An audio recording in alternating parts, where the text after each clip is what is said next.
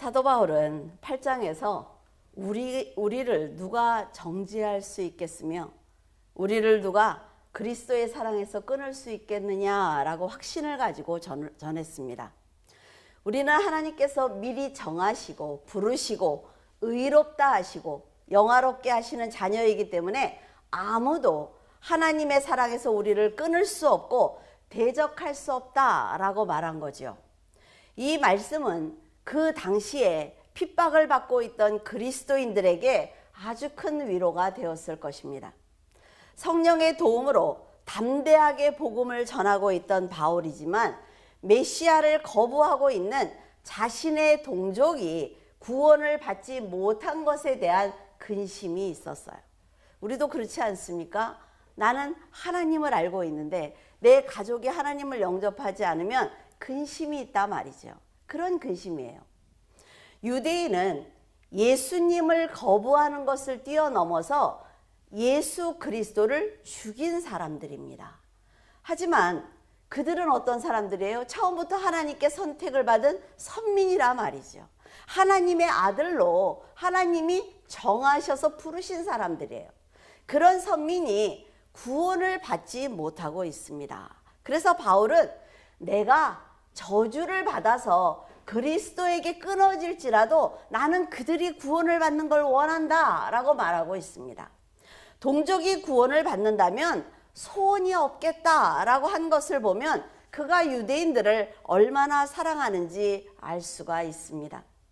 비록 복음을 방해하는 그 형제와 고륙 친척들을 떠나 있지만 그는 언제나 자기의 동족이 구원받기를 간절히 원하고 있었어요. 저주를 받는다는 말은 헬라어로 아나테마라고 하는데 이 말은 여호수아가 여리고성을 정복을 할 때 하나님께서 그렇게 말씀을 하십니다. 생명이 있는 자와 물건 하나도 남기지 않고 다 태워버려라 라고 명령을 하실 때 이 단어를 사용하셨단 말이죠. 그러니 얼마나 무서운 얘기인지 알 수 있겠죠. 바울은 마지막 날 그리스도를 영접하지 않는 사람들이 심판을 받는다는 걸 알고 있습니다. 그래서 자신의 동족을 구원할 수만 있다면 자신이 대신 그 저주를 받아도 좋다라고 말을 한 거예요. 그렇다고 해서 하나님께서 사도 바울에게 저주를 내리시겠습니까? 그의 마음이 얼마나 간절한지 우리는 알 수 있단 말이죠. 4절과 5절 그들은 이스라엘 사람이라 그들에게는 양자됨과 영광과 언약들과 율법을 세우는 것과 예배와 약속들이 있고 조상들도 그들의 것이요 육신으로 하면 그리스도가 그들에게서 나셨으니 그들 만물 위에 계셔서 세세의 찬양을 받으실 하나님이시니라. 아멘.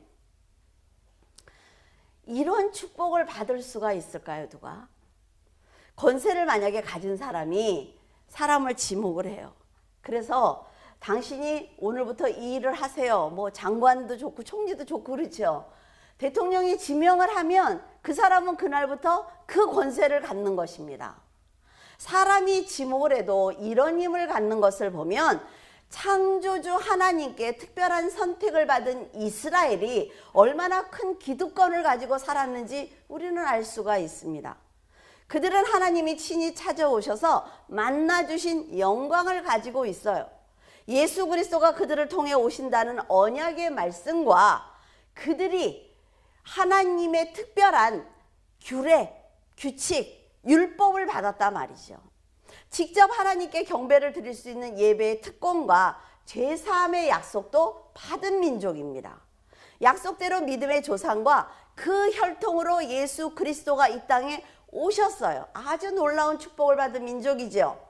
하나님께서 그들에게 이렇게 큰 기득권을 주신 것은 너희들이 선민이니까 너희들만 잘 먹고 잘 살아 이게 아니란 말이에요. 하나님께서 원하시는 건 뭐냐면 율법의 요구를 통해서 하나님의 뜻을 깨닫고 그들의 혈통으로 태어날 예수 그리스도를 열방에 전해줘 라는 사명을 주신 거예요. 더 나아가서 이들이 정말 자신들이 가지고 있는 복음을 땅끝까지 선포할 수 있도록 그들에게 아주 큰 힘을 주신 것입니다. 하지만 그들은 예수 그리스도를 배척하고 죽였단 말이에요. 지금 성도들도 하나님의 축복은 원합니다. 내가 하나님을 믿어드리고 있으니까 하나님이 나에게 세상 일을 잘하게, 잘되게 해줘야 돼 라는 기복 신앙들을 가지고 있어요. 하지만 믿음으로 거듭나는 노력을 거절하고 있단 말이죠. 그래서 참 이스라엘로 성장하지 못하고 있는 것입니다. 기독교인들이 지금 1200만이다, 뭐 1000만이다, 뭐 코로나 때문에 너무나 많이 떠났어 라고 얘기를 하지만 그 1000만 가운데 하나님의 말씀을 아는 사람들이 얼마나 됩니까? 정말 하나님의 말씀, 그 말씀을 알기 위해서 성경을 읽는 사람들이 얼마나 돼요? 유대인이 선택을 받은 것은 그리스도를 보내기 위한 하나님의 한 계획일 뿐입니다. 그런데 어리석게도 그들은 하나님의 아들을 십자가에 처형하고 말았습니다. 하나님의 계획의 본질이 무엇인지 깨닫지 못한 그들은 교회를 핍박하기 시작을 했죠. 예수? 너 예수쟁이야? 그리스도인들을 핍박하기 시작했단 말이에요. 이런 상황이 지속이 되자 사도 바울은 자신의 형제와 고륙의 친척들이 예수 그리스도를 영접하고 구원받기를 아주 간절히 원하고 있었던 것입니다. 이런 사도 바울을 보면서 여러분은 어떤 생각을 하십니까? 여러분이 하나님의 뜻을 온전히 깨닫고 전 인류를 위해서 기도하지는 못할지라도 자신의 가족과 친지의 구원을 위해서 기도하고 있는지 한번 생각해 보시기를 바라요. 자, 가족을 위해서 기도하라고 그러니까 앉아서 기도하기 시작을 할 때 다른 사람의 기도를 먼저 할 때 손해보는 것 같아. 내 자식, 내 가족, 나 이걸 먼저 기도를 해야 뭔가를 한 것 같단 말이죠. 사람들의 마음이. 그건 왜 그래요? 하나님의 뜻을 온전히 깨닫지 못해서. 제일 처음에 뭐라 그랬어요? 기도하기 전에 하나님의 뜻을 온전히 먼저 깨달아야 된다라고 말씀을 드렸어요. 이건 성경을 읽는다는 얘기를 하는 게 아니에요. 여러분, 반기독교인 학자들을 보면 그 사람들은 성경을 기가 막히게 많이 읽습니다. 말씀의 구절도 엄청나게 알고 있어요. 그러나 그들이 말씀을 깨달았습니까? 깨닫지 못했어요. 여러분들에게 말씀을 드리는 거는 하나님의 뜻을 온전히 깨달아야 된다라고 말씀을 드리는 건 뭐예요? 하나님의 뜻대로 살아보라는 얘기입니다. 내가 말씀대로 살아보고 경험하지 않으면 절대로 하나님의 뜻대로 기도할 수 없단 말이죠. 그래서 여러분들에게 큐티하지 말라는 얘기를 하고 있습니다. 저는 다른 목사님들하고 전혀 다르죠. 왜? 자, 한번 생각을 해보세요. 1 더하기 1은 2예요. 근데 아이가 이것밖에 몰라. 8 더하기 8이 뭐지? 그러면 너무 숫자가 크니까 모른다고 해요. 자기는 오로지 1 더하기 1만 알아. 그러니까 아이한테 가서 자, 수학 공부해. 그럼 뭐라 그래요? 1, 2, 3, 4, 5, 6. 그것만 읽고 있어요. 이게 성경을 읽는 거예요. 그냥 성경만 읽는 거야. 그냥 무슨 말인지도 모르고 다 읽거나 딱 덮으면 아, 난 도대체 무슨 말인지 모르겠어. 왜? 안 살아봤으니까. 그 말씀대로 안 살아봤으니까 모르는 거예요. 이 아이가 1 더하기 1, 2 더하기 2, 3 더하기 4 풀어봐야 되지요. 경험이 있어야 8 더하기 8을 푼단 말이에요. 지금 성도들은 이걸 하지 않겠다는 거죠. 왜? 나 주일날 교회 갔다 왔어. 그러니까 나 예수 믿어. 예수 믿는 겁니까? 이러니까 하나님께서 자, 누구를 위해서 기도해줘. 중보기도를 좀 해줘라고 할 때 내 수준에서 기도한단 말이에요. 큐티 책을 딱 폈어요. 당신은 오늘 선한 일을 했습니까? 그럼 내가 오늘 착한 일을 뭘 했지? 그래, 엄마 말을 잘 들었어. 하나님이 원하는 착함이 그거예요? 아니에요. 기독교인들이 지금 이 수준에 머물러 있단 말이죠. 그러니까 더 큰 일을 못하는 거야. 세상을 못 보는 거야. 세상이 돌아가는 거 뉴스를 봐도 무슨 말인지 못 알아듣는 거야. 자, 전쟁이 났어요. 그러면 그 다음 단계는 뭔가를 생각해야 될 거 아니에요. 그래서 우리가 준비해야 되죠. 그러니까 하나님의 뜻을 깨닫는 것, 내가 하나님의 말씀대로 손해를 보더라도 살아보는 것, 이것이 너무나 중요하단 말이에요. 11절에서 13절, 그 자식들이 아직 나지도 아니하고 무슨 선이나 악을 행하지 아니한 때에 택하심을 따라 되는 하나님의 뜻이 행위로 말미암지 않고 오직 부르시는 이로 말미암아 서게 하려 하사 리브가에게 이르시되 큰 자가 어린 자를 섬기리라 하셨나니 기록된 바 내가 야곱은 사랑하고 에서는 미워하였다 하신 것과 같으니라. 지난주 설교에 예정론에 대해서 말씀을 드렸어요. 미리 아시고 부르시는 것은 하나님만 하실 수 있는 일이다. 그래서 우리가 부름을 받았을 때 미리 아시고 부르신 의롭다 하시고 영화롭게 하시는 그 중간에 우리가 믿음으로 살아내야만 의롭다는 단계로 넘어간다 라고 말씀을 드렸습니다. 그러면 뭐예요? 중간에 믿음의 행위가 필요하다라는 말씀을 분명하게 드렸어요. 부름을 받은 성도들은 반드시 믿음을 보여드려야만 의롭다 하심을 받고 하나님과 영화롭게 살 수가 있습니다. 그런데 지금 사도 바울이 뭐라고 하고 있어요? 지난주에 제가 한 얘기를 다 뒤집고 있죠. 리브가의 뱃속에 있는 에서와 야곱을 부르신 하나님께서 그들이 아직 선이나 악을 행하지 않았는데도 내가 야곱은 사랑하고 에서는 미워했다라는 말을 했어요. 그리고 큰 자가 어린 자를 섬길 것이다 라고 하면서 이 모든 것은 그들의 행위로 인함이 아니라 내 하나님의 일방적인 선택이다 라고 말씀을 하셨단 말이죠. 에서가 악하게 산 것도 야곱이 그리스도의 조상이 된 것도 모두 하나님께서 미리 정하셨기 때문에 그렇게 살 수 있었어. 너희들의 행위는 필요 없어. 내가 정한 대로 너희는 사는 거야 라는 얘기를 했단 말이에요. 에서와 야곱의 악하고 선한 행위와 상관없이 자궁 안에서 지금 자라고 있는 에서는 버림을 받았고 야곱은 구원을 받은 것입니다. 이 문제에 대해서 여러분은 아마 로마서를 읽으면서 굉장히 혼란스러웠을 거예요. 부름을 받은 우리가 그리스도를 믿고 믿음을 가질 때 의롭다고 하신다면 그것은 분명 믿음을 드러내는 행위가 동반돼야만 합니다. 그런데 지금 바울은 사람의 행위가 필요 없다라고 말하고 있단 말이죠. 이걸 어떻게 봐야 하느냐 생각을 해보셔야 된다는 거죠. 자, 한 개인의 구원의 문제를 논할 때는 믿음으로 산 성도는 구원을 받고 가룟 유다처럼 하나님 앞에 부름을 받고 나왔지만 믿음으로 살지 않은 사람은 구원을 받지 못합니다. 그렇다면 에서와 야곱은 태어나지도 않았어요. 걔네들이 어떤 행동도 한 게 없단 말이죠. 그런데 왜 이런 말씀을 하셨을까요? 에서와 야곱의 문제를 개인의 문제보다는 더 큰 틀에서 보기로 하겠습니다. 리브가의 자궁에 있는 에서와 야곱은 이삭을 아버지로, 리브가를 어머니로 모시고 정말 같은 조건에서 같은 환경에서 태어나고 살아가게 될 것입니다. 그들은 동일한 교육을 받을 거예요. 그리고 사랑을 받으면서 성장할 것입니다. 차별받지 않는단 말이죠. 하나님께서 큰 자가 어린 자를 섬길 거야 라고 말씀을 하셨지만 우리가 에서와 야곱의 인생을 보면 에서가 야곱을 섬긴 적이 없습니다. 그렇죠? 그러면 분명 이 말씀은 다른 뜻이 있구나 라는 것을 우리가 알 수가 있습니다.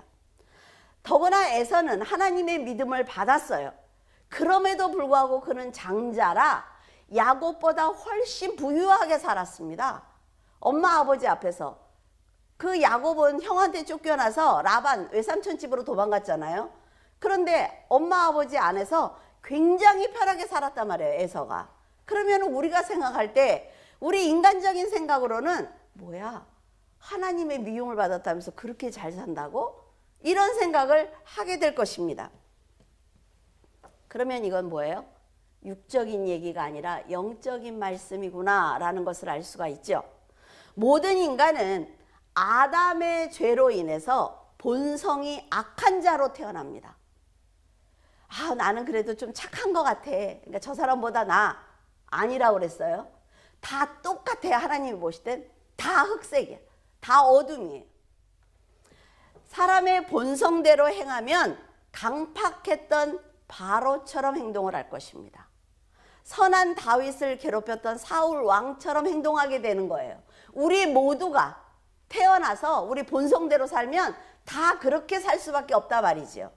그러나 간음을 했던 다윗이 회개를 했어요. 그리고 살인을 했던 모세가 회개를 했지요. 그러면 이건 뭐냐는 거죠. 인간의 악한 본성 위에 내가 야곱은 사랑해 라는 그 사랑이 은혜입니다. 인간의 악한 본성 위에 하나님의 은혜가 부어지면 죄를 회개하고 가던 길을 돌이킬 수 있는 능력이 생기는 거예요. 여러분도 그렇지 않습니까? 뭘 잘못했을 때 아, 이거는 하나님의 뜻과 달라. 내가 이렇게 살면 안 되지. 이건 뭐예요? 하나님이 나를 사랑하고 있다는 증거입니다. 이런 악한 본성을 돌이키는 은혜를 하나님이 미워한다, 주시지 않는다는 표현을 한 거지요. 그러니까 오해 없죠. 자, 모든 인간은 다 똑같이 태어나요. 여기서 하나님의 은혜는 악한 마음을 가지고 악하게 살지 않도록 도와주시는 것입니다. 악한 마음을 가졌다고 해도 그것이 잘못된 것이라는 걸 깨닫게 하시는 거예요. 그렇다면 이렇게 말하는 사람들이 있단 말이죠. 그러면 사랑의 하나님이라며, 사랑의 하나님이 왜 모든 인간에게 다 주시지 않고 왜 그래? 이렇게 말할 수 있어요. 그러니까 그 하나님은 사랑의 하나님이 아니야. 안티 기독교인들이 하는 말이에요. 저는 그 글도 다 읽습니다. 사랑의 하나님이라며 그러면 가난한 사람이 있고 부자가 있으면 안 되는 것 아니야? 뭐예요? 전적으로 하나님을 모르는 거지요. 근데 여러분 반대로 생각을 해보세요. 여러분들이 지금 하나님의 사랑을 받고 있어요? 그러면 내가 지금 회개하고 있는 것, 하나님의 은혜와 긍휼을 받고 있는 것, 이거에 대해서 감사해야 되는 것 아닙니까? 하나님이 여러분들을 내 자녀래잖아요. 내가 너를 양자로 삼았어라고 말씀하셨잖아요. 감사한 것 아닙니까? 자, 어린이 고아원에 가서 제가 만약에 양자를 아기를 하나 드린다고 해요. 그럼 거기 있는 아기들 다 데리고 오지 않지 않습니까? 내 눈에 띈 아이, 내 마음에 긍휼이, 불쌍함이 일어나는 아이, 그 아이를 데리고 온단 말이에요. 그렇다고 해서 당신이 어떻게 이 사람들 다 데려가지 않습니까? 이렇게 말하지 못한다는 거죠. 그 누구 마음이에요? 제 마음이에요. 천지를 창조하신 하나님의 마음이에요. 여러분들을 선택하시고 여러분을 아버지로 내가 아버지가 될게 라고 말씀하신 하나님의 선택이에요. 불공평합니까? 그렇지 않아요. 은혜를 주시고 긍휼히 여기는 것은 하나님의 절대적인 주권입니다. 이걸 이해하고 성경을 읽어야 돼요. 아시겠죠? 아니 내 차원에서 어떻게 하나님이 그럴 수 있어? 이렇게 하면 하나님이 차별하는 분이 되는 거예요. 근데 그것은 하나님의 절대적인 주권입니다. 하나님이 사람을 창조하신 건 하나님의 주권이기 때문에 하신 거예요. 이렇게 속썩이는 거 모르셨을까요? 아셨어요. 우리가 자녀를 낳을 때 속썩이는 거 몰라요? 알아요. 그래도 낳는 거예요. 왜? 사랑이니까. 만약 사람들이 불만이 있다고 해도 왜 모든 사람들에게 골고루 다 사랑을 주지 않느냐고 말할 수 없다는 거예요. 창조주에게 물을 수 없습니다. 감히. 하나님은 마음대로 일할 수 있는 권한이 있기 때문에 불만을 갖는 것은 전지전능한 하나님의 그 능력을 인정하지 않는 것입니다. 아, 찰흙을 갖고 온다고 해도 안 갖고 왔네. 자, 찰흙을 어떻게 애들이 막 갖고 놀지요? 이렇게 막 느리기도 하고 동그랗게 만들기도 해요. 그러다가 막 색깔을 섞기도 하죠. 그러고 난 다음에 어때요? 버려요. 그 뭐예요? 그 아이 거니까. 그래 따라서 그 아이한테 네가 어떻게 차력을 끝까지 평생을 갖고 있어야지 이걸 버릴 수가 있어, 이럴 수 있어요? 없어요. 우리는 우리 인생에 이렇게 일어나는 일들은 다 인정을 하면서 하나님의 절대 주권은 절대로 인정하지 않아요. 당신이 어떻게 그럴 수 있습니까? 그럴 수 있어요. 그런데 하나님의 이런 절대 주권을 인정하지 않는 사람들이 있어요. 바리새인입니다. 왜? 내가 열심히 일한 거를 인정받아야 되거든요. 그게 상급이라고 생각을 해요. 기독교인들이 교회에서 어떻게 합니까? 내가 어떤 헌신을 하면 내가 하나님께 내가 헌신한 거를 인정받기를 원해요. 그래서 하나님이 아니 내가 이렇게 헌신했는데도 아니 이 일이 왜 해결이 되지 않아? 뭐야? 바리새인이에요. 하나님은 여러분이 지금 헌신한 이것을 가지고 10년 뒤에 내가 10년 뒤에 기억을 했어요. 하나님이 그래 네가 10년 전에 이런 작은 일도 나한테 헌신했지. 그럼 내가 너한테 큰 거를 맡겨줄 수가 있어 라고 하나님이 하나님의 때에 일하시는 거예요. 근데 우리는 뭐래? 3일 금식하고 막 난리를 쳐 지금 당장 해결해 달라고. 근데 하나님이 급하면 당장 해결하십니다. 하나님의 마음이라는 거예요. 하나님의 절대 주권이라는 거지요. 은혜를 받지 못한 에서는 야곱을 끝까지 괴롭힙니다. 그 괴롭힘이 야곱을 성장하게 합니다. 그리고 12족장을 세우는 믿음의 조상이 되게 해요. 누구 덕분에? 에서 덕분에.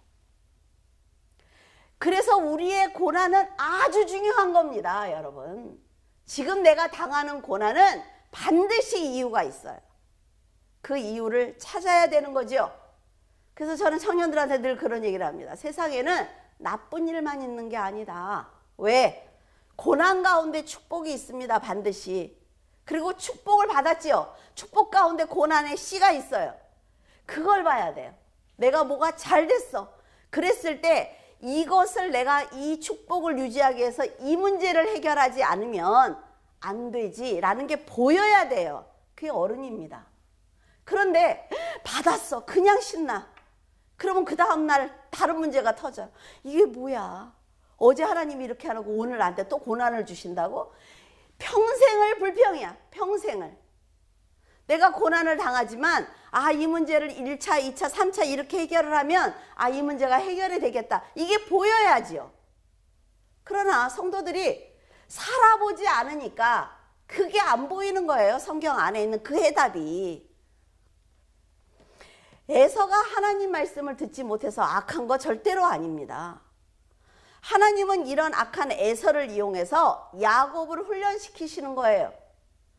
이삭과 리브가에게 넘치는 사랑을 받았지만 하나님께서 그에게 긍휼함을 주시지 않았기 때문에 그는 인간의 본성대로 살 수밖에 없는 것입니다. 사람들 그런 사람들 있죠. 요만큼 따라오는 것 같다가 탁 그 자리로 가고 또 요만큼 따라오는 것 같다가 탁 그 자리. 정말 괴롭죠. 정말 괴로워요. 야, 이게 몇십 년을 했는데도 안 되네. 그랬다 그래서 우리가 버릴 수는 없어요. 하나님이 버리기 전에는. 끝까지 하지만 그런 괴로움이 있단 말이죠. 그럼에도 은혜는 하나님의 것이기 때문에 그 누구도 에서에게 왜 은혜를 주지 않습니까? 왜 야곱만 사랑하세요? 이렇게 말할 수 없다는 거예요. 여러분은 큰 자궁 안에 이스라엘이 있다고 생각을 해보시기 바랍니다. 하나님의 무조건적인 사랑을 받은 이스라엘은 큰 복을 받았어요. 그럼에도 그들이 모두 하나님의 백성이 되지 않았습니다. 자, 하나님의 은혜를 받은 이스라엘은 또다시 에서와 야곱으로 갈라지지요. 전체가 야곱이 되는 게 아니에요. 이스라엘도 긍휼하심을 받은 자와 긍휼하심을 받지 못한 자로 나뉩니다. 율법을 지키는 유대인들과 메시아를 기다리는 믿음의 사람들로 나뉘어요. 구약의 구원을 뭐라 그랬어요? 구약의 구원받는 사람들은 메시아를 기다린 사람들이라고 그랬어요. 그리스도를 모르는 사람들이 아니에요. 헷갈리면 안 돼. 하나님의 사랑을 받고 긍휼하심을 받는다는 것이 얼마나 놀라운 축복인지 여러분이 알아야 된다 말이죠. 그러면 저절로 감사한 기도가 나오는 거예요. 이스라엘의 배신은 열방의 구원을 원하셨던 하나님의 계획대로 이방인의 구원을 받는 기회가 됩니다. 이스라엘이 치워진 그 자리에 이방인들이 들어가는 거죠.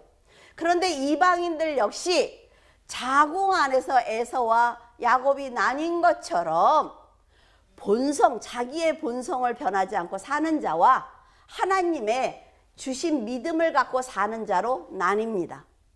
그러면 야곱과 에서가 뭐구나 이제 감이 오시죠. 자궁 안에 있던 에서와 야곱은 개인을 말하는 게 아니에요. 에돔과 이스라엘 민족을 말하는 것입니다.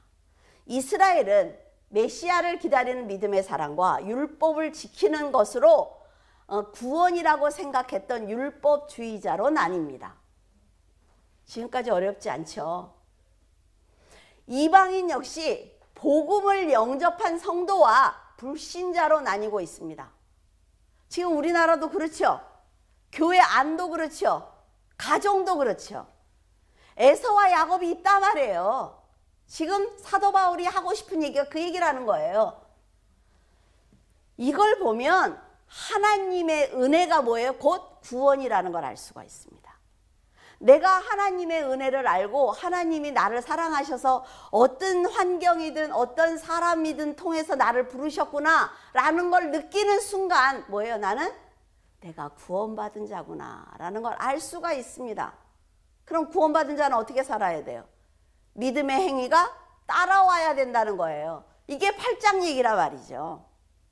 17절 성경이 바로에게 이르시되 내가 이 일을 위하여 너를 세웠으니 곧 너로 말미암아 내 능력을 보이고 내 이름이 온 땅에 전파되게 하려 함이라 하셨으니, 하나님이 바로 왕을 선택한 것은 바로를 통해서 하나님의 능력을 드러내기 위해서입니다.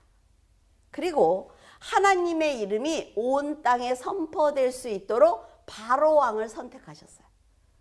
그러면 신기하지 않습니까? 왜 악인을 선택해서 하나님의 이름을 선포하지? 착한 사람들, 좋은 사람들이 얼마나 많은데 채찍으로 사용하시는 거예요. 채찍으로. 하나님은 의도적으로 이스라엘을 해방시킬 때에 바로를 부르셔서 그에게 왕이라는 특별한 지위를 주십니다. 그러니까 세상의 왕들 부러워할 것 없죠. 그 사람이 정말 채찍으로 사용되는 건지 뭔지 모르잖아요, 우리는. 애굽에서 400년이 넘게 산 이스라엘을 가나안으로 인도하기 위해서는 그들에게 하나님의 이름을 알려야만 했습니다. 430년 동안 하나님을 믿지 않았어요. 잘 몰라 하나님이 누군지. 그러니까 10가지 재앙을 통해서 10명, 100명, 1000명, 10,000명 부르는 거예요, 하나님이. 그런데 그 도구가 바로왕이라는 거죠. 자, 그러면 바로에게 기회가 없었느냐? 있었죠. 모세라는 사람을 만나는 놀라운 기회를 주셨어요. 모세가 말하는 대로 이루어지는 놀라운 역사, 기적을 그 사람 앞에서 일으켰습니다. 그것도 10번이나. 한두 번이 아니에요. 10번이나. 하나님께 여러분은 몇 번의 기회를 받으셨습니까?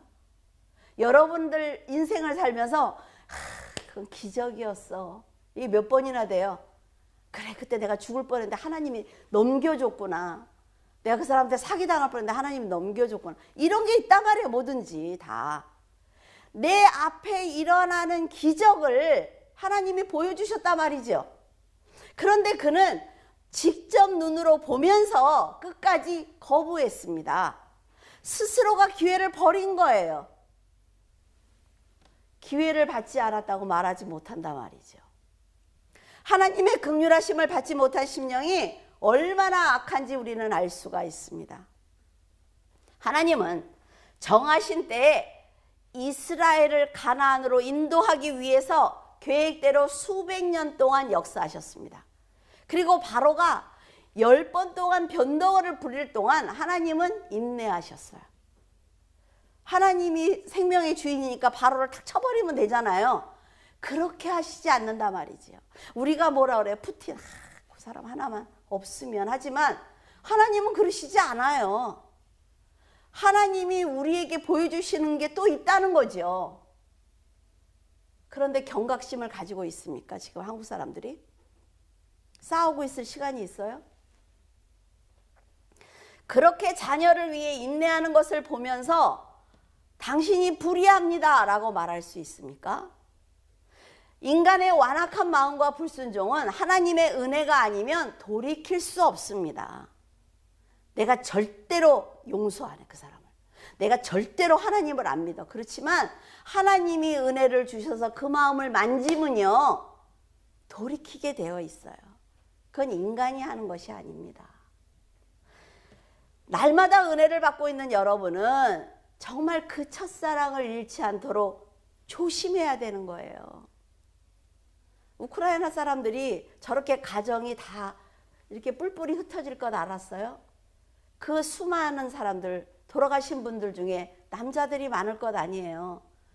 갑자기 아빠를 잃었어요. 남편을 잃은 거지요. 그 사람들이 알았을까요? 아침에 일어나니까 포탄이 떨어졌다고 어떤 여자분이 얘기하는 걸 들었어요. 그런 거예요, 지금. 지금 우리나라가 평안하다고요? 평안합니까? 여기에 포탄 하나만 떨어지면 다 풍지박산 나는 거예요. 하나님이 지금 붙들고 있기 때문에 우리가 살아가고 있단 말이에요. 우리나라가 지금 소돔과 고모라 같지 않습니까? 그럼에도 불구하고 그 안에서 기도하고 있는 자가 있기 때문에 아직은 한국을 붙들어 주셔야 되는 이유가 있기 때문에 붙들고 계시는 거예요. 인간은 완벽할 수 없기 때문에 날마다 죄를 짓기도 하고 근심하기도 하지만 하나님의 은혜 안에서 끊임없이 회개하고 돌이켜야 합니다. 내 마음이 허락하지 않아도 해야 돼요. 한 번, 두 번 돌이키다 보면 할 수 있습니다, 여러분. 여러분이 지금 마음이 완악해지고 죄를 짓는 것을 두려워하지 않는다면 하나님의 은혜밖에 있다는 거죠. 한번 스스로 생각을 해보세요. 자, 내가 이거를 하면 안 돼. 내가 이거를 하면 안 돼. 그러는데 내가 계속하고 있거든. 아무리 내가 내 입으로 하나님의 이름을 불러도 그리스도 밖에 있는 사람이에요. 너무 잔인한가요? 그러면 누가 예수를 믿어? 상관없어요. 잘 믿는 사람들이 많아요. 그러니까 돌이키라는 것입니다. 21절에서 23절 토기장이가 진흙 한 덩이로 하나는 귀 있을 그릇을 하나는 천 있을 그릇을 만들 권한이 없느냐. 만일 하나님이 그의 진노를 보이시고 그의 능력을 알게 하고자 하사 멸하기로 준비된 진노의 그릇을 오래 참으심으로 관영하시고 또한 영광 받기로 예비하신 바 긍휼의 그릇에 대하여 그 영광의 풍성함을 알게 하고자 하셨을지라도 무슨 말을 하리요. 아까 다 말씀드렸어요. 여러분이 토기장이가 되었다고 생각을 해보시기 바랍니다. 항아리는 아무리 예쁘게 만들어도 밖에서 눈비를 맞을 수밖에 없어요. 근데 도자기는 방 안에 두는 거지요. 누가 건드릴까 봐 높은 데다 또 올려놓기도 해요. 만약 항아리가 화가 났어요. 나는 밖에 있는 게 싫습니다. 그러니까 나도 사람들의 사랑을 받는 저 도자기로 만들어주세요. 그렇다고 해서 도자기로 만듭니까? 그렇지 않아요. 토기장의 머릿속에 뭐예요? 이미 항아리를 만들려고 마음을 먹었어요. 그래서 그만큼의 양을 갖다 놨지요. 그래서 항아리로 빚는 거예요. 가족들의 1년 먹을 양식이 담기는 항아리이기 때문에 토기장이의 마음속에는 뭐가 있습니까? 가족을 향한 사랑이 이미 꽉 차 있단 말이죠. 어떻게 하면 깨어지지 않고 숨을 잘 쉬는 항아리를 만들 것인가 생각하고 있어요. 그래서 항아리가 아무리 불평을 해도 소용이 없습니다. 여러분, 근데 항아리를 이렇게 된장, 고추장 막 다 하시는 분들 있잖아요. 이렇게 판매하시는 분들, 그 할머니들을 보면 날마다 항아리를 닦더라고요. 그걸 보면서 저게 600개라는데 날마다 저렇게 닦으시네. 숨을 잘 쉬라고 그렇게 닦아주는 거래요. 얼마나 사랑을 받습니까? 도자기, 물론 그게 돈이 막 많이 나가면 닦겠지. 근데 우리처럼 거기다가 구슬도 보관하고 뭐 나뭇가지도 세우고 이러면 그렇게 닦지 않아요. 집안에만 있을 뿐이지. 그러니까 토기장이의 마음을 이해하고 감사하면서 자기 사명을 감당하면 토기장이는 절대로 그 항아리를 버리지 않습니다. 여러분들이 항아리로 만들어졌다고 해도 세상의 눈비를 맞는 고난을 당하는 연약한 그런 환경에서 살고 있다고 해도 그 하나님의 마음을 이해하고 하나님의 뜻대로 살기 위해서 노력을 하면 하나님은 절대로 버리지 않습니다. 그리고 아이들이 놀러와서 돌을 갖고 있으면 그 아이들을 내쫓아요. 여러분들의 인생에 고난이 다가올 것 같고 큰 어려움이 다가올 것 같으면 하나님이 차단한단 말이죠. 이런 하나님 믿지 않습니까, 우리? 바울은 성도들도 창조주가 어떤 그릇을 만드셨든 그 용도에 맞게 책임을 감당하면 하나님의 특별한 사랑을 받게 된다라는 얘기를 하고 있는 거예요. 다른 사람들, 긍휼을 못 받고 하나님의 관심을 받지 못하는 사람들은 신경 쓰지 마. 일단 네 구원이 중요한 거야. 그러니까 네가 구원받은 것처럼 이 사람도 구원받아야 되지 않겠어? 그러면 네가 기도해야지. 지금 이런 얘기를 하고 있는 거죠. 하나님은 모든 피조물이 흠없기를 원하시기 때문에 어떤 그릇이든 은혜를 담고 있으면, 내가 간장고추장을 담고 있으면 조금 남았을지라도 하나님의 사랑을 받는 그릇인 것입니다. 그거 다 먹을 때까지 버리지 않아요. 그리고 항아리를 버리면 다 먹었다고, 아이고 다 먹었다 그럴게요. 여기다가만 담으면 희한하게 고추장이 맛있어. 어머니들은 아시죠? 나도 고추장 한 번도 안 담가봤어. 아는 척을 하는 거야, 아는 척을. 그러면 그 항아리를 버리지 않아요. 절대로 버리지 않습니다. 그것을 깨닫고 주어진 사명을 잘 감당한다면 하나님의 영광을 드러낼 수가 있어요. 그리고 하나님의 이름을 높이는 사람이 되는 것입니다. 멋있지 않습니까? 하나님께서 긍휼히 여기는 자를 긍휼히 여긴다라고 말씀하신 대로 여러분이 긍휼히 여기심을 받은 사람이라면 모든 선택, 지금 살아가면서 하는 모든 선택을 신중하게 해야 합니다. 여기서 내가 했던 선택을 2, 3년 후에, 10년 후에, 아니 50년 후에 이것 때문에 일을 망칠 수가 있어요. 지금 우리 정치하는 분들 보면은 알지요? 무슨 말인지. 24절에서 25절, 이 그릇은 우리니 곧 유대인 중에서뿐 아니라 이방인 중에서도 부르신 자니라. 호세아의 글에서도 이르기를 내가 내 백성 아닌 자를 내 백성이라, 사랑하지 아니한 자를 사랑한 자라 부르리라. 하나님의 선택은 뭐예요? 늘 주권적입니다.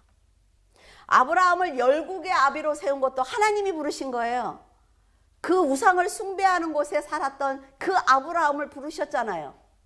그의 믿음과 혈통을 사용해서 예수 그리스도가 오실 수 있도록 그의 인생을 사용하는 것도 하나님이 하시는 것입니다. 이스라엘은 이런 특권을 가진 백성이지만 하나님의 영광을 위해서 살지 않았기 때문에 이방인인 우리가 지금 그 구원을 거저받고 있는 거예요. 거저. 참포도나무에 젖붙인 들포도나무 가지예요, 우리는. 그러니까 자랑할 것 없죠. 그리고 참포도나무 가지들이 지금 열매를 잘 못 맺는다고 해서 조롱할 것 없어요. 왜? 이 뿌리가 언젠가는 그들을 세울 거니까. 우리는 하나님의 주권적인 선택으로 온 우주를 향한 하나님의 계획 안에서 선택을 받은 것이며 성도가 될 수 있었던 것입니다. 잘난 체 할 것 없다 말이죠. 26절에 너희는 내 백성이 아니라 한 그곳에서 그들이 살아계신 하나님의 아들이라 일컬음을 받으리라 함과 같다고 한 것은 이방인을 향한 말씀입니다. 하나님께서 이스라엘 외에 관심 없었어요. 그래서 이스라엘과 전쟁하는 나라들을 다 뭐예요? 다 무찔러 주셨어요, 대신. 하나님의 백성이 아니라고 한 이방인이 살아계신 하나님의 아들이라 일컬음을 받게 된 것은 바로 그 이스라엘이 그 자리를 비켜놨기 때문입니다. 지금 여러분이 최선을 다해서 하나님의 일을 감당하고 하나님의 자녀로 삶을 살아내고 있다가 인생을 꼭 이렇게 살아야 돼? 주일날 뭐 놀러 갈 수도 있지. 내가 꼭 그 교회 가야 돼? 그래. 2번 뭐 또 한 번만 더. 이렇게 하다 보면 그 자리를 다른 사람이 메꾸는 것입니다. 우리 교회는 내가 아니면 안 돼. 내가 목사니까. 내가 장로니까. 아니요. 하나님은 모세를 부르실 때 여호수아를 세우셨어요. 그 자리를 메꾸도록 하나님은 역사하시는 분입니다. 그러니까 막 드러나게 안 해도 돼요. 최선을 다해서 내 자리에서 최선을 다하면 하나님께서 끌어내서 하나님의 일을 하도록 도와주신단 말이죠. 바울은 25절에서 26절에 호세아의 글을 인용을 합니다. 이방인을 택하신 사실을 호세아의 삶을 통해서 백성들에게 알려주고 있어요. 참 비참한 거죠. 호세아가 막 잘 살고 막 이랬으면 좋은데 고멜이라는 여자랑 결혼을 했어요. 고멜이라는 여자랑 결혼을 해서 이스라엘을 낳았어요. 그러니까 그 밑으로 남동생 둘이 있는데 그 남동생은 호세아의 아들이 아닌 거죠. 고멜이 너무 방탕하니까 돈을 주고 가서 데리고 오면 다시 또 가서 참 호세아도 불쌍해요. 그렇죠? 이 하나님이 지금 우리한테 하시는 거예요. 그냥 탁 때렸으면 좋겠는데 그래 한 번만 도와줄게. 데리고 오면 또 막 그때는 감사하다 그러다가 한 3일 지나면 도로 또 그 자리에 가서 앉아있고 이게 우리잖아요. 호세아 욕할 거 없어. 고멜 욕할 거. 고멜이 방탕을 해서 두 아들을 낳았는데 그들의 이름은 로하마와 로암미입니다. 이름의 뜻은 내 백성이 아닌 자와 사랑치 않은 자라는 뜻이에요. 호세아는 아주 고멜 때문에 힘든 인생을 살았습니다. 그런데 하나님께서 호세아의 그 두 아들, 방탕에서 낳은 그 두 아들을 보여주시면서 이 아이들이 희망이 없지 않아? 지금 지엄마처럼 그렇게 또 애들이 살았으니까 또 그랬겠죠. 이 아이들이 희망이 없지. 내가 보는 너희들이 똑같아 라는 말씀을 하고 계세요. 내 백성이 아닌 자를 내 백성이라고 부르고 사랑하지 않은 자를 사랑한 자라고 부른다라고 하시면서 이방인이 은혜를 받게 될 것이라고 예언을 하십니다. 27절에서 28절에 또 이사야가 이스라엘에 관하여 외치되 이스라엘 자손들의 수가 비록 바다 모래 같을지라도 남은 자만 구원하리니 주께서 땅 위에서 그 말씀을 이루고 속히 시행하시리라 하셨느니라. 아주 중요한 얘기예요. 이 말씀이 얼마나 무서운 얘기인 줄 알아요? 자, 기독교인들이 바다와 같이 많아. 우리는 뭐라 그래요? 교회 다니는 사람은 천국 가고 저 밖에 교회 안 다니는 사람은 지옥 가. 천만에요. 성경은 불신자들에 대해서 얘기하지 않습니다. 성경은 유대인 안에 하나님의 선택받은 선민 중에 갈라지는 얘기를 해요. 이방인 중에 교회에 들어온 자 안에서 갈라지는 얘기를 합니다. 기억하셔야 돼요. 세상에 있는 사람들이 저 사람들은 지옥 가. 아니요. 내가 하나님 앞에서 어떤 믿음을 갖고 있느냐가 너무 중요하단 말이에요. 자, 선민으로 태어난 이스라엘이 모래처럼 많아요. 바닷가에 모래가 얼마나 많습니까? 그 중에 에서와 야곱이 나뉜 것처럼 그들 중에 하나님의 곁에 남은 자만 구원하겠다는 것입니다. 60억, 70억 인구 중에 몇 명이 구원받았어요? 8명이 구원받았어요. 방주에 탄 8명이. 그때 인원이 60억이에요.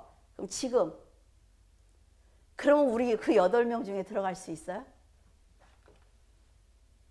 바울이 이사야의 말씀을 인용한 것을 보면 복음을 중심으로 그리스도 안에 남은 자가 있다라는 걸 강조하는 것입니다. 그러면 여기서 어떻게 하나님이 다 남은 자로 놔두지 이럴 수 있어 라고 말할 수 있습니까? 말할 수 없어요. 이스라엘은 더 이상 선민이라는 이유로 구원을 받을 수가 없습니다. 하나님을 떠난 사람은 구원의 울타리를 벗어났기 때문에 심판을 통해서 그들의 미래가 결정될 것입니다. 그러나 하나님을 의지한 남은 자는 하나님의 긍휼하심과 절대적인 보호 아래 더 큰 구원의 약속을 받게 될 거예요. 어쩌면 우리는 구원이다, 심판이다, 천국이다, 지옥이다 이런 말들이 현실감이 없을 수 있습니다. 막 살다 보면 다 잊어버리죠. 하지만 성경은 지금 수천 년의 역사를 통해서, 요새 TV 다큐 보면 다 뭐예요? 수억만 년 전에, 아니요, 천만에요. 수천 년의 인간의 역사를 통해서 한 자궁에 있던 에서와 야곱이 나뉜 것처럼 떠난 자가 될 것인지 아니면 네가 남은 자가 될 것인지 지금 우리에게 계속해서 질문을 던지고 있습니다.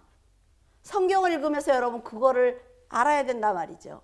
아, 성경이 지금 나한테 이걸 묻고 있네. 아셔야죠.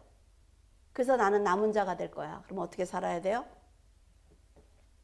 하나님은 늘 남은 자들을 도와주셨고 남은 자들에게 하나님의 계획과 언약의 성취를 보여주셨습니다. 그래서 세상에 문제가 있을 때 하나님 앞에 나와서 무릎 꿇라는 얘기예요. 왜? 내가 남은 자니까. 내가 하나님의 사랑을 받고 있는 자니까. 내가 그 마지막 목적지를 가기 위해서 하나님이 이 과정이 필요하다면 내가 여기서 하나님을 더 만나게 하시는구나 라는 걸 깨닫고 하나님 앞에 나와서 무릎을 꿇으면 하나님이 이 문제를 해결해 주신다는 거예요. 29절 또한 이사야가 미리 말한 바 만일 만군의 주께서 우리에게 씨를 남겨주지 아니하셨더라면 우리가 소돔과 같이 되고 고모라와 같았으리로다 함과 같으니라. 지금 계속 성경은 순차적으로 계단을 받고 있지요. 예수 그리스도를 향해서. 하나님께서는 소돔과 고모라에 살던 사람들이 돌이키기를 바라셨습니다. 천사가 거기를 올 정도면 하나님의 관심이 얼마나 지대한지 알 수 있죠. 그런데 결국 그들은 쾌락을 선택했습니다. 쾌락을 선택했어요. 그래서 모두 그들의 죄로 심판을 받고 말았죠. 이스라엘을 향해 소돔과 고모라의 멸망에 대해 말씀하신 것은 유대인의 완악함이 지금 심판을 받기에 충분하다는 것입니다. 우리나라도 어때요? 지금 끝까지 찼죠. 사람들의 악이 끝까지 찼습니다. 그 죄가 넘치면 끝나는 거죠. 근데 하나님이 계속 넘치지 않도록 바가지로 물을 퍼고 있단 말이에요. 회개해, 회개, 돌이켜. 너희 나라가 어떻게 세워진 나라야?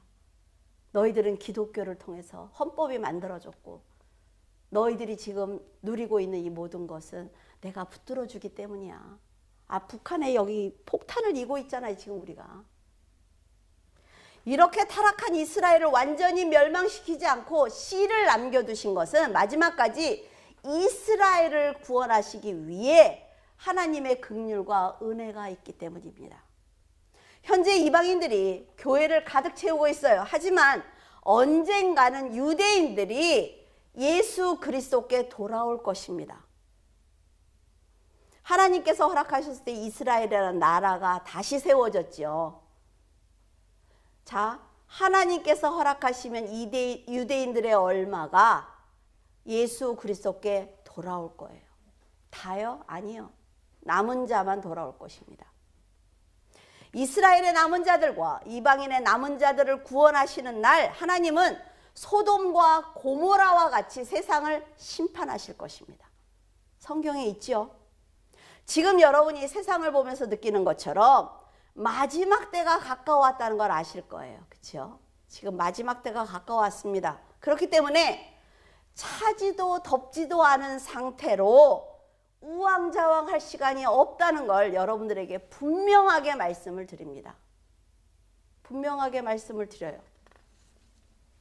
같은 부모 아래 태어났지만 구원의 길에서 에서와 야곱이 갈라지는 것처럼 지금 여러분은 한 집에서, 한 교회에서, 한 나라에서 신앙생활을 하고 있지만 믿음으로 남은 자가 될 것인지 아니면 내가 하나님의 울타리 밖으로 나갈 것인지 그것은 여러분이 결정하는 것입니다.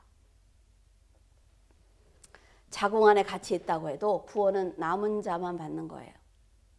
급변하는 세상에 살면서 진심으로 두려움을 느껴야 하는 것은 지금 여러분이 남은 자로 살고 있느냐 하는 것입니다. 내가 지금 하는 일이 그래서, 내가 지금 이 사람 때문에 상관없다 그랬어요. 인간이 살면서 옆에서 괴롭히는 사람이 있으면 너무나 힘듭니다. 근데 이 사람 때문에 내가 믿음을 버린다? 아니요. 그건 핑계예요. 아무리 하나님 앞에 내가 저 사람 때문에 너무 화가 나서 내가 하나님을 떠났습니다라고 해도 하나님이 뭐라 그러셔요? 상관없어. 나는 1:1로 너에게 믿음을 주었으니까. 그 아이하고 나하고 무슨 상관이 있어? 네 믿음을 흔들기 위해서 사단이 역사하는 건데 그걸 못 깨달은 건 네 책임이야. 이게 하나님의 방법입니다. 하나님께서 은혜를 주신 자로 긍휼하심을 받은 자로 살 것인지 여러분들이 한번 생각을 하셔야 돼요. 그리고 하나님의 울타리 안에 남기 위해서 인내하셔야 됩니다. 여러분, 인내가 너무 중요한 얘기예요. 남은 자를 구원하기 위해서 예수 그리스도께서 오시는 날 신실하게 믿음을 지켰던 여러분은 모두 하나님의 나팔 소리를 들을 것입니다. 그 다음에 뭐예요? 의롭다 하심을 받고 영화를 누리는 거예요. 하나님과 함께. 로마서 9장 다 읽어오셨죠? 9장을 2번에 3번에 나눠서 할까 하다가 그냥 한 번에 했어요. 그래야 여러분들이 이해하기가 쉬울 것 같아서. 우리는 모두 지금 하나님 앞에 있는 남은 자들입니다. 그래서 여러분들이 내가 남은 자로 살면서 내 옆에 있는 이 사람도 남은 자로 만들기 위해서 노력할 때 하나님께서 너는 의로운 자야. 내가 너에게 하늘에 있는 이 영화를 너에게 줄 거야 라고 말씀하실 것입니다. 기도하겠습니다. 전능하신 하나님 아버지, 깊은 감사를 드립니다. 절대적인 주권을 갖고 계심에도 언제나 부족한 자녀들을 위해서 영광의 자리를 내려놓으셨고 그것도 모자라 생명을 주심으로 구원을 완성해 주신 것에 깊은 감사를 드립니다. 그 사랑을 당연하게 생각하는 저희들을 용서하여 주시옵소서. 구원을 받는 것을 당연한 것처럼 생각하기에 세상을 더 바라보았고 쾌락을 놓지 못했습니다. 하지만 로마서 강해를 통해 절대적인 주권을 가지신 하나님께서 피조물인 저희들의 인생을 돕고 계신다는 것이 얼마나 크나큰 희생인지 알았습니다. 마지막 때를 향해 달려가는 이 세상을 보면서 이제 저희들이 기도하고 헌신하며 그 사랑을 보답하고 싶습니다. 주님, 연약한 저희들이 하나님의 나라를 위해서 사명을 감당할 수 있도록 지혜와 명철을 주시고 결코 부끄럽지 않은 삶을 살아낼 수 있도록 도와주시옵소서. 날마다 예수님의 이름을 부르지만 예수님을 모르는 저희들의 어리석음을 용서하시고 복음을 통해 거듭날 수 있도록 인도하여 주시옵소서. 주님을 사랑하는 성도들의 믿음이 넘치게 하시고 주님의 음성을 듣고 더욱 힘을 얻는 거룩한 성도가 되게 하여 주시옵소서. 언제나 저희들의 아버지가 되어주심을 감사드리며 예수 그리스도 이름으로 기도드립니다. 아멘.